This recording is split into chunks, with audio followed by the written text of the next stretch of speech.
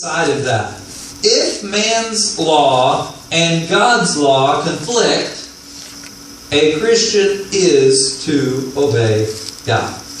In Acts 5:29, that same Peter that was writing in 1 Peter that we read the scriptures last week that said we're responsible to obey the government and the kings and those in authority and give honor to whom honor is due and tribute and all of these things.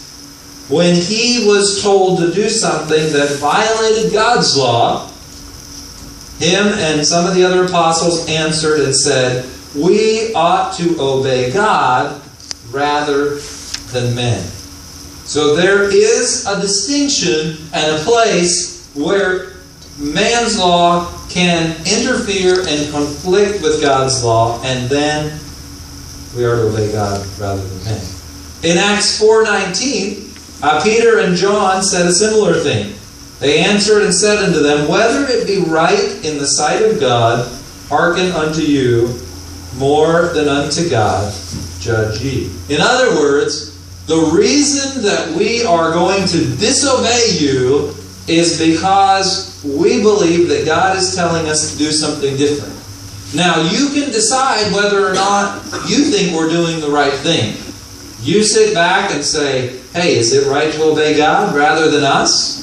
And in other words, he's kind of trying to call them up on what they're saying and basically confront them with the idea that, maybe what you're telling us is actually against God's law. You should maybe consider what you're saying. But that's up to you. You can decide for yourself whether or not we're doing the right thing. But as for us, we are going to obey God first of all.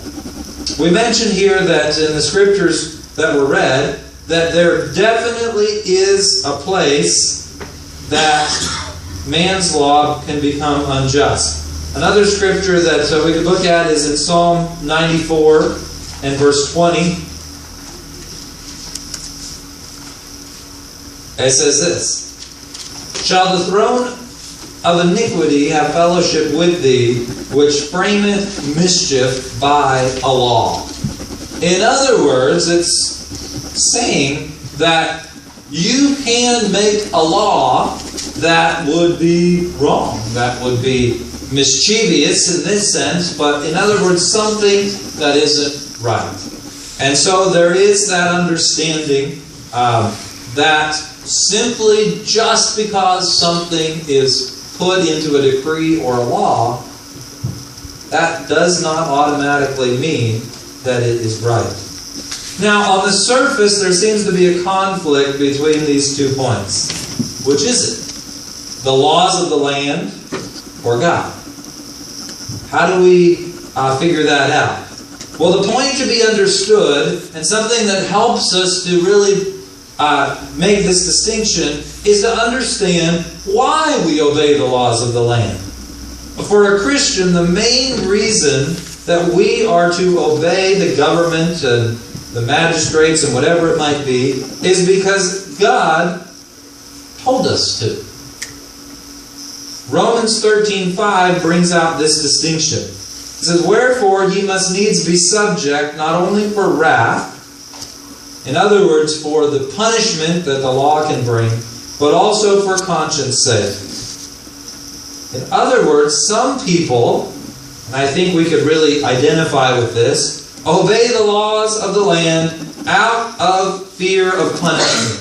And I'll have to just be real honest and open tonight. As I was studying and writing this, I was kind of thinking about the speed limit laws. And now, one of the things on the speed limit laws is that in some sense there is an idea, and it's almost understood, I think, maybe this is my rationalization, that this is a guideline, but basically it's saying this is for the safety, for things be going well on the road, and